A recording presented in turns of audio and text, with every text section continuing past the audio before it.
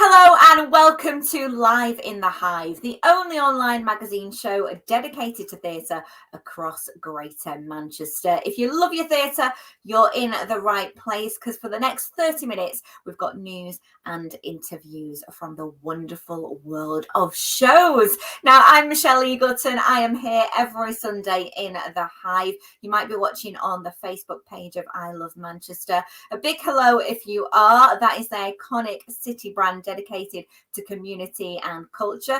Or a big hello if you're watching on our very own Live in the Hive Facebook page. Now, who have we got for you tonight? Well, you are definitely in for a treat this evening. We're going to be partying a Rocky Horror style. Yes, the iconic cult musical is celebrating its 50th anniversary, and we are going to be talking very soon to the wonderful Stephen Webb. He dons those stockings, he dons the heels and the corset, and every night becomes N-Furter. So he's going to be telling us all about that and the celebrations.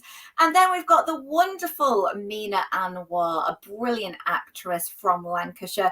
She's going to be talking to me about starring in Spring and Port Wine at the Octagon. It's set in the 60s. It's all about a family and what goes on in their household, and it is set in Bolton. It is quite an iconic play, and it sounds absolutely fantastic. Now, if that wasn't enough for you, every week we do like to bring you the latest of what's going on in Greater Manchester theatre news, and we have got a sneak preview coming up of a production which I think is going to be really, really exciting when it comes to Manchester, and it's actually just around the corner. So stay with us for that one. You definitely don't want to miss it. But for now, what we're going to have to do, well, there's only one way to kickstart our show. It is by jumping to the left and stepping to the right. Yes, let's take a little bit of a time walk with the wonderful Stephen Webb. I caught up with him earlier on this week to tell me what it's like to be in the Rocky Horror Show. And of course, I had to make a big confession first off. I'm a huge fan of the Rocky Horror Show. I've been time warping for a long time, but this is celebrating 50 years, this tour. What an achievement. Oh, it's amazing. And the thing is, it seems to be more popular than ever. You know, as you say, it's been going on for 50 years. You think that it would be, a bit out of date now, but, it's all about gender fluidity and being whoever you want to be. And it seems to be more current today than it ever has been. Were you a fan before you got the role in the Rocky Horror Show? Because, like us all, you must have seen it either, the movie or the stage version. Well, I watched the movie and I saw, I saw Tim Curry do it. And first of all, I was like, what is this? What am I watching?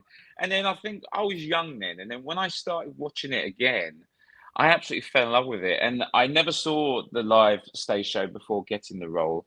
And I went to go and watch it. And I just fell in love with it, not just because of the show, but actually what it does to people and what it brings out with people. You know, the show itself allows the audience to be part of our show.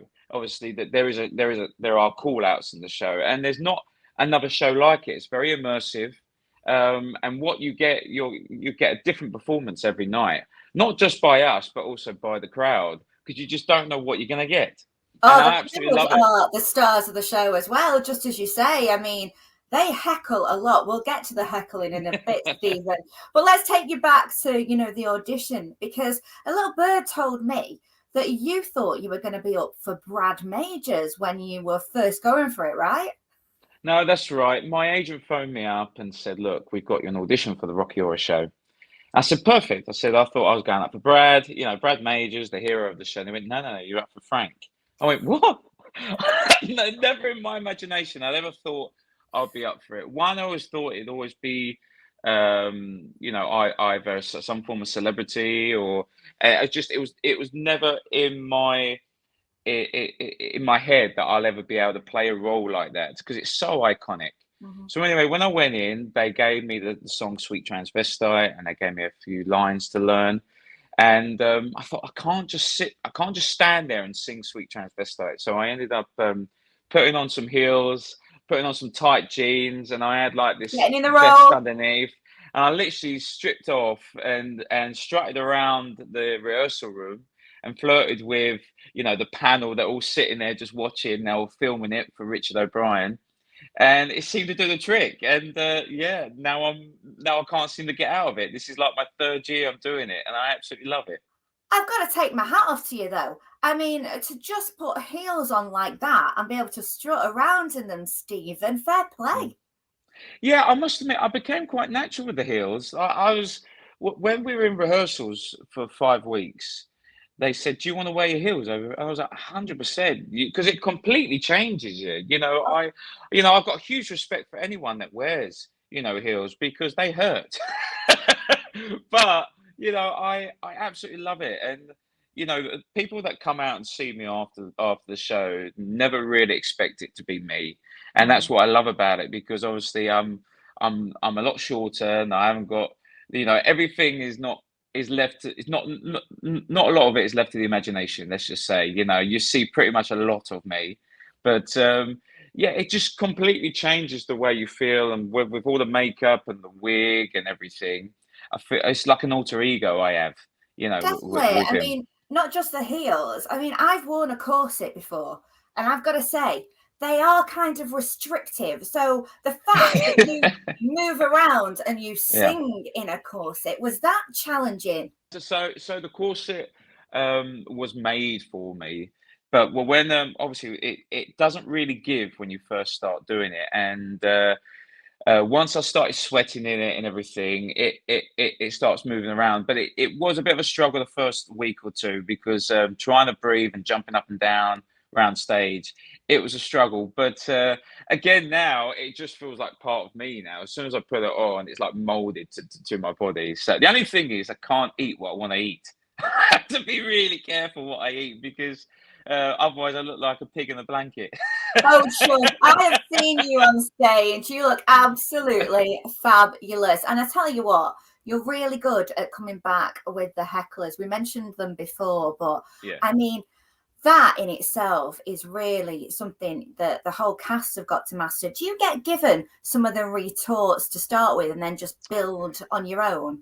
Yeah, so when we're rehearsing, the creatives will heckle some of the popular lines that they get. And don't get me wrong, each week we do get some new ones, but I've pretty much heard them all now, so I know what they're gonna say. But myself and the narrator to acknowledge them, and so people that heckle at me, majority, most of the time, I've heard it before, and I know what to expect. But Oh, I love it. I absolutely love it, because there are some, especially when it comes to like the weekend, you get some new heckles, and sometimes they catch me out, and I can't help myself but laugh at it, because it is I know. funny. Do you know what? When you watch, you think, I really don't know how they don't corpse on stage, because as viewers, you're just like, oh, this is so hilarious. It really is. You mentioned the narrator there, though. I mean, it's synonymous not just for the heckling, the interaction, but there are famous names that have been the Yeah, narrators over the time. I saw it with Beverly Callard, so she's taken on the narrator. My favourite, I've got to say, is Philip Franks. he's brilliant, and he's coming back. He'll be there. He's had a bit of time off, and he's coming back. But for me personally, he's got to be one of the best narrators that we've had. He really is, and he ends up searching, in the program, when you got the local theatre program, and he'll try and find things to put in the show. So he does his homework, and I absolutely love that. He keeps it fresh every time. He's just so clever. I mean, they Mm. are really intelligent quips that you kind of listen to, and then you go, "Oh God, I've got it now." That is genius, absolutely genius. And of Yeah. course, the genius himself has got to be Richard O'Brien. Have you Mm. had the pleasure of meeting him a few times whilst you've been doing this tour? I met him right at the beginning of my journey with Rocky Horror. When I first got cast in it, we had like a just a meet and greet with me and two other cast members from the show, who were playing Brad and Janet. Anyway, I went up to him and said, "Hi, I'm going to be playing Frank," and he grabbed me by the arm and he took me to the bar and literally just told me about Rocky Horror and told me everything about Frank and was very generous with his time. But at the same time, every time I put my beer down, there was another beer there, so it was I was getting more and more tipsy, you know. But it'll be great to meet him again because obviously this year's the 50th, and I think he's coming over halfway through the year, so it'll be lovely to meet him. But he just doesn't age. He just stays the same, you know. He's like some form of time warp. But again, he's a lovely man, and yeah, it'd be great to meet him again. Well, I'm going to show my age because I actually went to the 25th anniversary of Really? the Rocky Horror Show as a journalist, and I was sat behind Richard O'Brien. And when the time warp came on, we both time warped in the aisles. And I've got to say, that has to be a complete moment for me. And it was just like immense. That was a time when Jason Donovan was Frank N-Furter. That's And right. he's coming back for celebrations over in Australia, isn't he? That's right. You know, he's celebrating it on the 50th anniversary, but in Australia, on the other side of the world. And you know, you never know. He may make an appearance because obviously I think there's going to be some form of celebration for the 50th. But yeah, it's fantastic that he's come back and do it again. It holds a lot of people that I've met during you know, doing the show. They always come back to it again because it holds something in their hearts. You know, there's not another show like it. Like as you say, you're doing the time warp 25 years ago. You know, every single performance that we do, there's 2,000 people every night getting up doing the time warp, and you think this is amazing. Like these songs are timeless, and as you say, like I've been in this game for over 20 years, and this has got by far my favorite part. And I've always said that whenever time I've been interviewed. But it is, you know, I've never experienced anything like it. And the people that I meet, the people that I've touched doing the show, and they've gone, look, we didn't know what was going on, but we absolutely loved it. And we're coming back and seeing it all again.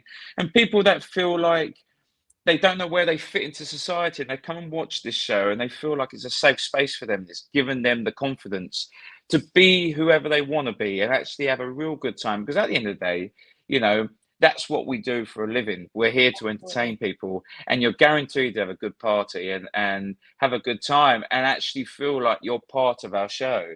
And people that have never seen it before, you know, you don't need to dress up at all, you know, but come with an open mind. And I guarantee you, it's not just, you know, sexy. It's extremely funny, and everything's all tongue in cheek, and it's not crude. It's nothing like that. And you'll actually have the best time of your life. I guarantee it. Oh, I totally agree with Stephen there. That is a fantastic show. If you can get to see it, you are definitely in for a treat. The Rocky Horror Show is at the Opera House from the 20th to the 25th of February. Go on, celebrate the 50th anniversary with them, and how better to do that than with a good old time warp. Now stay with us because we've got brilliant things to come for the rest of the show. I'm going to be chatting to Mina Anwar. She's going to be telling me all about spring and port wine at the Octagon. And now, yes, every week it is time for our regular slot, which is Greater Manchester Theatre News. What's been going on this week, I hear you ask? Well, I've got to tell you, I got very excited when I got this in my inbox.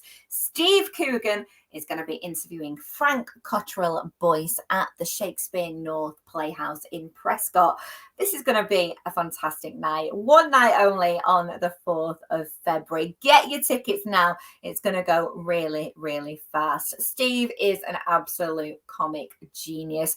Of course, we know him from Alan Partridge, but he's also been in so many films. And one film in particular links him to this guy, Frank Cottrell Boyce. They worked together 20 years ago on 24-Hour Party People. Frank wrote it. He's an author. He's wrote lots of different screenplays as well that you would definitely know. And not only that, along with Danny Boyle, Frank devised the opening ceremony for the London 2012 Olympics. And as you know, that was absolutely fantastic. He's written for Doctor Who. And you may remember an iconic scene that the good old Queen did with Paddington Bear. Yes, when she got the marmalade sandwich out of a bag, that was all Frank's idea. This is going to be a brilliant piece to watch, just really to see them having this conversation together. There'll be so many stories, and the both of them are absolutely charming men. If you can get yourself down to there,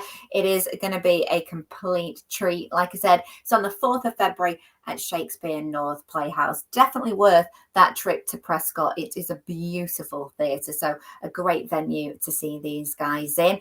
And talking about guys that you do really want to see on stage and, you know, have that celebrity edge, well, doesn't get better than Jenna Coleman and Aidan Turner. They are going to be winging their way to Manchester very, very soon. Yes, they are here from the 21st to the 25th of March at the Opera House with Lemons, Lemons, Lemons, Lemons. It is a Harold Pinter play. I'm not going to give too much away about it because I've got a bit of an exclusive video here which tells us a little bit about the premise, all in the form of a game. Take a look. Hi, I'm Jenna Coleman and I'm playing Bernadette. And I'm Aidan Turner and I'm playing Oliver in Lemons, Lemons, Lemons, Lemons, Lemons. And we're about to play Articulate, the Lemons version. Edition of it. Lemons edition. Do you know the rules?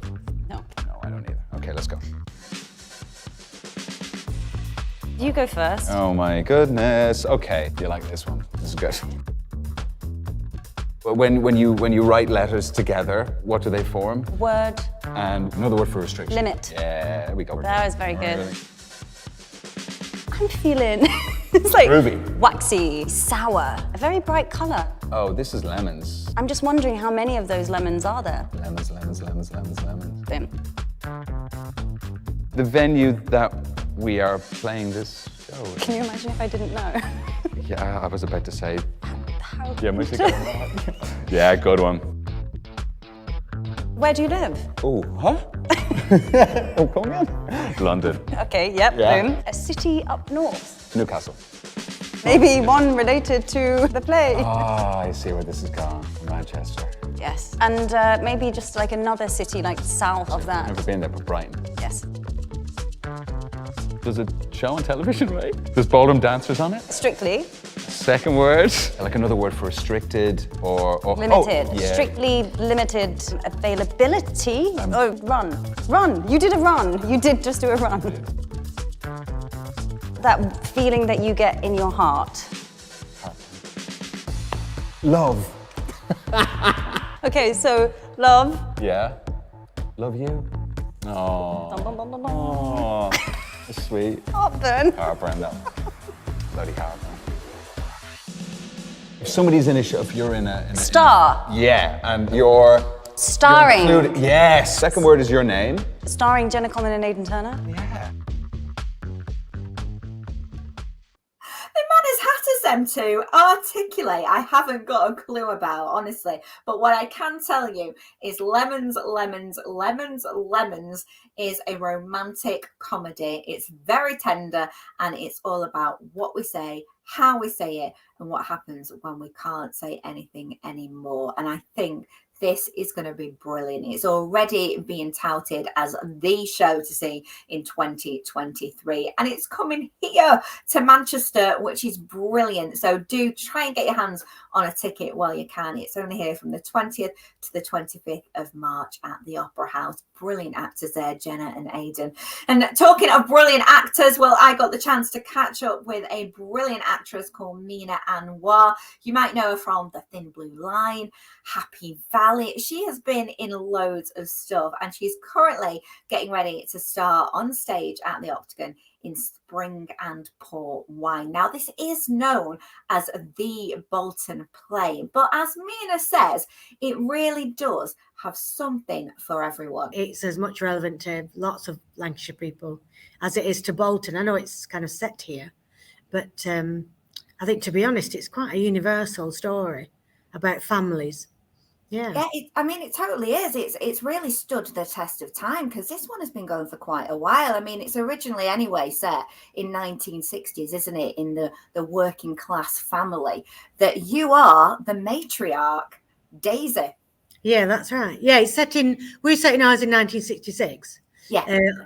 It was written set in 1965 originally, but even those years, because of the kind of social political change happening, especially in the mid 60s, as you know, there's a kind of a boom of how teenagers were wanting to kind of push away a little bit from their family setups, and this play is literally all about that. It's about May Daisy Crompton, who's married to Rafe Crompton, who's played by the brilliant Les Dennis, and their 4 children, who are all trying to navigate wanting to have their own way, have a bit more autonomy, and the changing nature at which parents try to not control them, but to try to understand and negotiate how to let that happen without, because they're trying to protect them and care for them, but also at the same time they know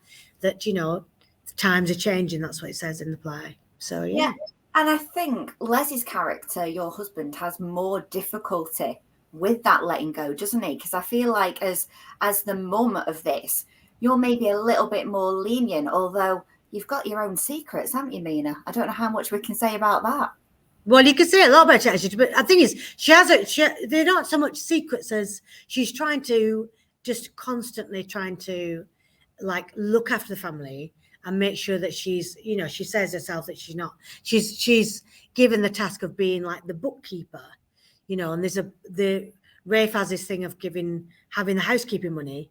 And because actually in those times as well, a woman really had all the say in looking after the housekeeping.